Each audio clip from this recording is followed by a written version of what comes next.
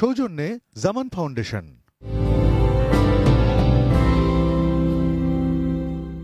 প্রিয় সুধী, আসসালামু আলাইকুম। এটে নিউজের প্রতিদিনের নিয়মিত বিশেষ আয়োজন শিল্প সাহিত্য ও সেলিব্রিটি শো কবিবাড়ি অনুষ্ঠানে আপনাদের সাদর আমন্ত্রণ। কবিবাড়িতে যেজন আসে গুণীজন, তারাই দেশের অমূল্য মানবধন। এ কথার গুরুত্বকে অনুধাবন করেই আমাদের এটেন নিউজ স্টুডিওতে কবিবাড়ি অনুষ্ঠানে আমন্ত্রিত হয়ে উপস্থিত হয়েছেন দেশের বিশিষ্ট কবি এনামুল হক পলাশ। আর অনুষ্ঠানটির নিবেদক জামান ফাউন্ডেশন। আর অনুষ্ঠানটি উপস্থাপনা করছি আমি আসাদ কাজল।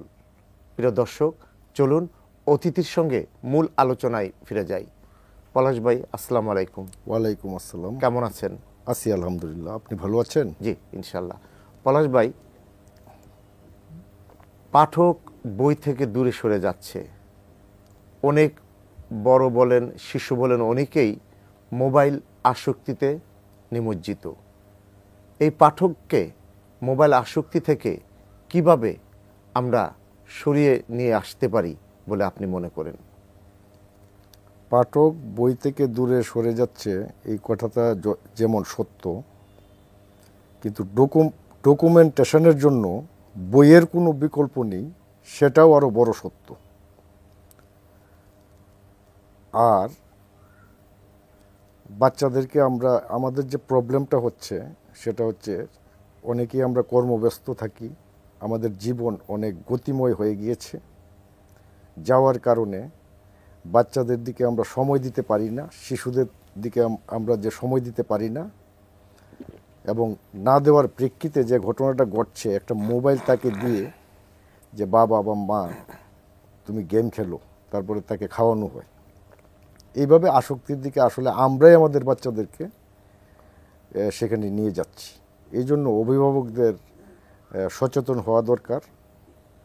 আর বইয়ের কোনো বিকল্প নেই, বই পড়ার প্রতি উৎসাহ জাগাতে হবে এবং প্রয়োজনে প্রতি গ্রামে গ্রামে লাইব্রেরি প্রতিষ্ঠিত করতে হবে এবং বই পড়ার প্রতি আগ্রহী করে তুলতে হবে মানুষকে।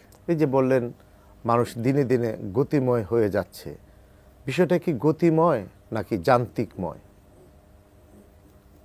বিষয়টা সমার্থকই। গতিময় বলতে আসলে যান্ত্রিকতায় আচ্ছন্ন হয়ে মানুষ যন্ত্রে পরিণত হচ্ছে এবং মানবিকতাকে সে পেছনে ফেলে দিচ্ছে। তাহলে বইমেলাকে শিশু এবং বড়দের কাছে কিভাবে আরো জনপ্রিয় করে তোলা যায়? বইমেলাকে আমাদের জনপ্রিয় করে তুলতে হলে আমাদের যে সাংস্কৃতিক ঐতিহ্য আছে সেই বিষয়গুলির প্রতি আমাদের দৃষ্টিপাত করতে হবে। আমি যে বিষয়টা নিয়ে ইদানিং কথা বলছি সেটা হচ্ছে সাংস্কৃতিক বিপ্লব প্রয়োজন এই দেশে একটা, এবং সাংস্কৃতিক বিপ্লবের জন্য একটি সাংস্কৃতিক লড়াই প্রয়োজন। তো সেই লড়াইটা করতে গেলে আমাকে আসলে কার বিরুদ্ধে লড়াই করতে হবে সেটা আমাকে নির্ধারণ করতে হবে। সেটা নির্ধারণ করে আমাদের আলটিমেট আমাদের লক্ষ্য কী, সেই লক্ষ্যটাকে নির্ধারণ করতে হবে।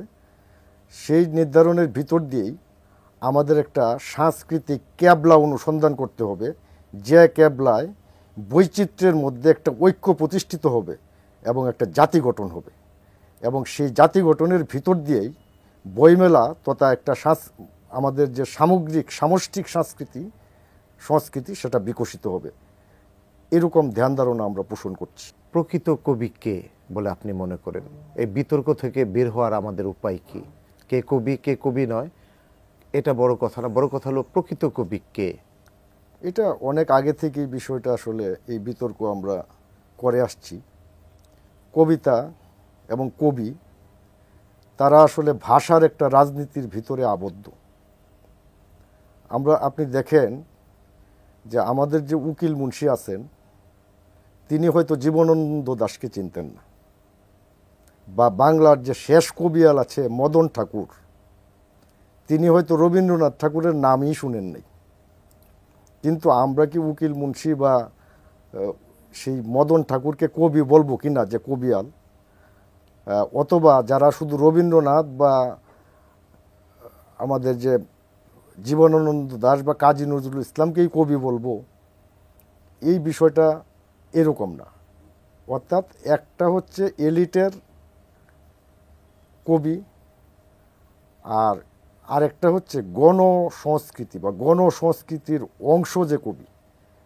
তা আমার মতে প্রত্যেকেই কবি, এখানে খারিজ করে দেওয়ার মতো কিছু নাই, এবং এই বৈচিত্র্যের মধ্যে ঐক্য আনাটাই আমাদের কাজ এবং সবাইকেই স্বীকৃতি দেওয়াও আমাদের কাজ। এই যে বললেন প্রত্যেকেই কবি, কিন্তু জীবনানন্দ দাশ তো বলেছেন কেউ কেউ কবি, প্রত্যেকেই কবি নয়। এটা আপনি কিভাবে খণ্ডন করবেন? এটা তো ওনার একটা বক্তব্য। তো এই যে আমি বলছিলাম যে আমাদের সাংস্কৃতিক কেবলা, আপনি দেখেন আমাদেরকে 200 বছর শাসন করে গেছে ব্রিটিশ সাম্রাজ্য। তারা একটা উপনিবেশিক সংস্কৃতি আমাদের উপর চাপিয়ে দিয়ে গেছে। এই যে দেখেন, আপনি আমাকে অতিথি করেছেন এখানে, বা বিভিন্ন অনুষ্ঠান হয়, সেই অনুষ্ঠানে দেখা যায় যে একজন বিশেষ অতিথি থাকে, প্রধান অতিথি থাকে, এবং সেই একজন সভাপতি থাকে। তো তারা এই কালচারটা আসলে একটা উপনিবেশিক কালচার। অতিথির জন্য ব্যবস্থাপনা থেকে একরকম, আর দর্শক বা সাধারণ মানুষের মধ্যে ব্যবস্থা থেকে এখানেও একটা বৈষম্য কাজ করে। এই যে বৈষম্যমূলক সংস্কৃতি, আমি এলিট, এই বিষয়টা চাপিয়ে দিয়ে গেছে ব্রিটিশরা। তখন এই দেশের যারা শিক্ষিত, ইংরেজি শিক্ষায় যারা শিক্ষিত হয়েছে, তাদের সাংস্কৃতিক কেবলা তারা পশ্চিম দিকে করে রেখেছে, অর্থাৎ সেই পাশ্চাত্যের দিকে তাদের সংস্কৃতিকে সেখান থেকে আমদানি করে নিয়ে আসছে। তো সেই প্রেক্ষিতে তাদের যে ধ্যান ধারণা, সেই ধ্যান ধারণায় যে আমার যে লালন ফকির আছে তাকে তারা কবি হিসেবে স্বীকৃতি দিচ্ছে না, তারা টি.এস. এলিয়টকে কবি হিসেবে বলছে। তো সুতরাং এখানে তো আমি আমারটাই চিন্তা করব, আমি আমার কেবলাকেই অনুসরণ করব। জীবনানন্দ দাশ কি বললেন সেটা ওনার বিষয়, সেটা আমার বিষয় না। আমার চিন্তা হচ্ছে আমার যে আত্মজাগরণ এবং আত্মপরিচয়ের জন্য আমার সংস্কৃতিকেই আমাকে অনুসন্ধান করতে হবে। এই যে স্বীকৃতির কথা বললেন, আসলে কে কাকে স্বীকৃতি দিল, কে কাকে স্বীকৃতি দিল না, এটা তো বড় কথা নয়।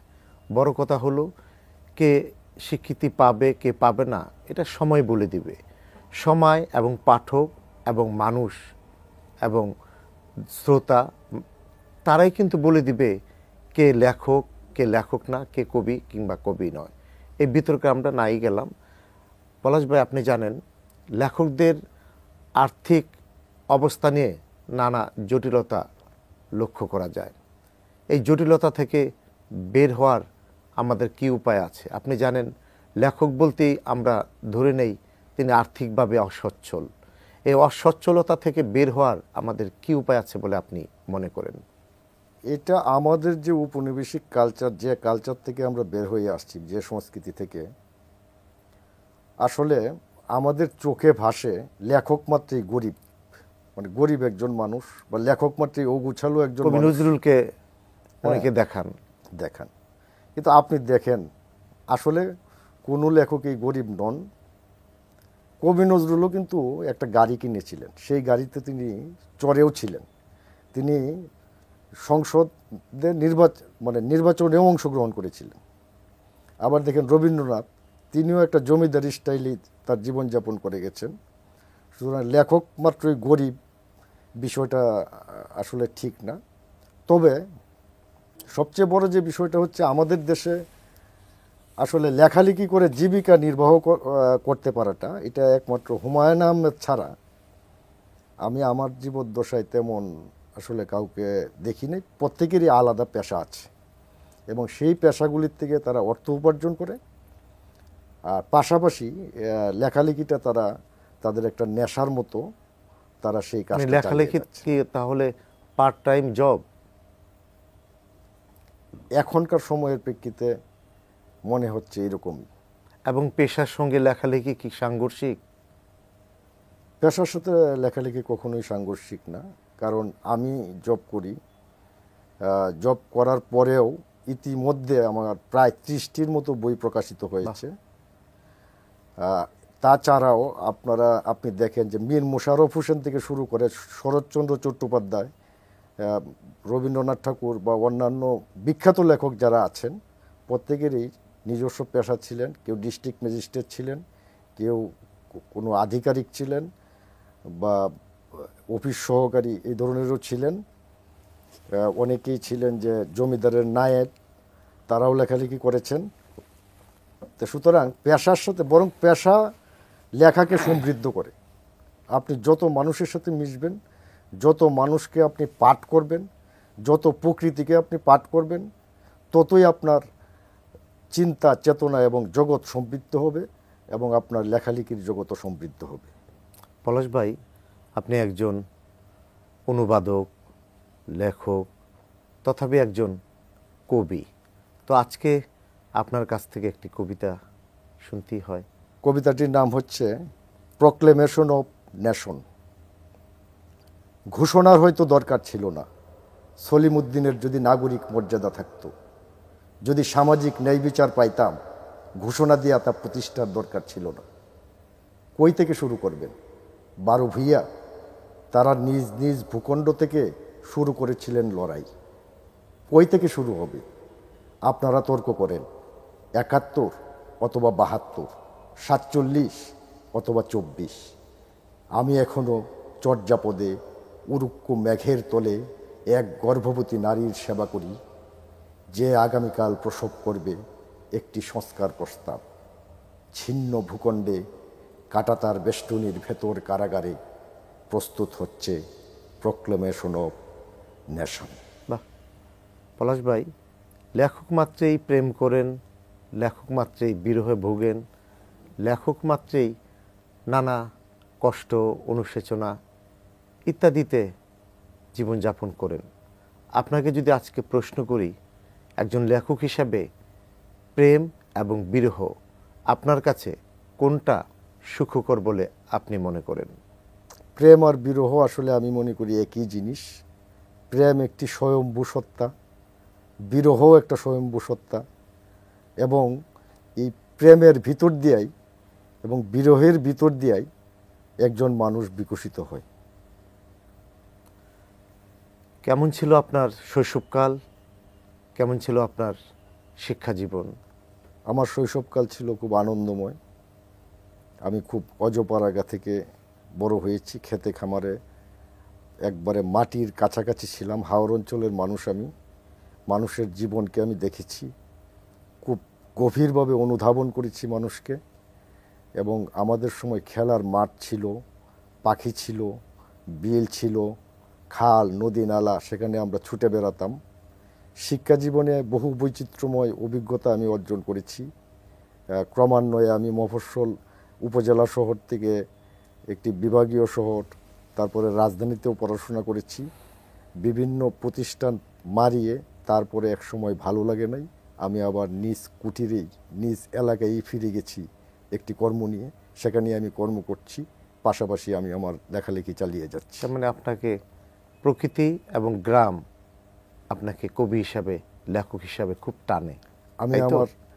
আমি আমার উৎসকেই অনুসন্ধান করি, আমি আমার প্রকৃতিকেই অনুসন্ধান করি, আমি মানুষ পাঠ করি, প্রকৃতি পাঠ করি, এবং সেখানেই আমি থাকতে চাই, সেখানেই সবসময় ফিরে যেতে চাই। আপনি একজন লেখক, কবি। প্রত্যেক মানুষেরই জীবনের একটা উদ্দেশ্য এবং লক্ষ্য থাকে। আপনার জীবনের উদ্দেশ্য কি এবং লক্ষ্য কি? আমার আর কোনো উদ্দেশ্য নেই। আমার উদ্দেশ্য একটাই, আমার কবি হওয়া উদ্দেশ্য ছিল, কবি হয়ে গেছি। এবং আমি মনে করি যে নিজে মনে করে যে কবি হয়ে গেছে সেই কবি হয়ে গেছে, কারো স্বীকৃতির প্রয়োজন নেই, কারণ কবিতা লিখতে লিখতে আমি কবি হয়েই গেছি। পলাশ ভাই, সময় স্বল্পতায় আমাদের আলোচনার ইতি টানতে হবে।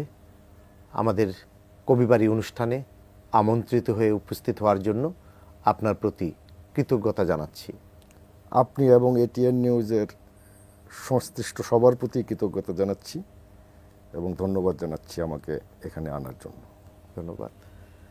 প্রিয় দর্শক, এতক্ষণ কথা বলছিলাম বিশিষ্ট কবি ও লেখক, অনুবাদক এনামুল হক পলাশের সঙ্গে। আগামী অনুষ্ঠান দেখার আমন্ত্রণ জানিয়ে আমি আসাদ কাজল আপনাদের কাছ থেকে বিদায় নিচ্ছি। আল্লাহ হাফেজ।